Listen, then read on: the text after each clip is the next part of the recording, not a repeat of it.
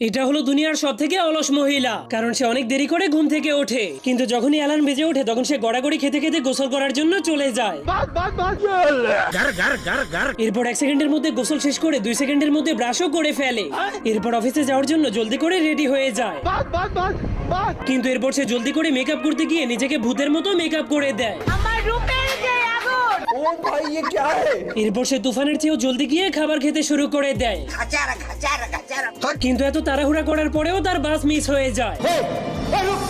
এই জন্য সে ফুল স্পিডে দৌড়ে গিয়ে যখনই সেই বাসে চড়ে যায় তখনই বাসটা তার অফিসের সামনে পৌঁছে যাওয়ার কারণে তাকে শুধুই ভাড়া দিতে হয়। এরপর সে দৌড়ে গিয়ে অফিসের ভিতরে পৌঁছানোর জন্য লিফটে চড়ে যায়, কিন্তু তার টুপিটা সেখানেই পড়ে যাওয়ার কারণে সে লিফটটাকে আবারও ঘুরিয়ে টুপিটাকে নেওয়ার জন্য চলে আসে। এই জন্য তার কারণে সবার দেরি হয়ে গেলে সবাই তার উপর অনেক রেগে যায়। এই জন্য সে জলদি করে দৌড়ে গিয়ে তার কাজে লেগে যায়, কিন্তু সে কাজ শুরু করার আগেই তার ছুটির ঘন্টা বেজে ওঠে, কারণ সে অনেক অলস হওয়ার কারণে ছুটি দেওয়ার সময়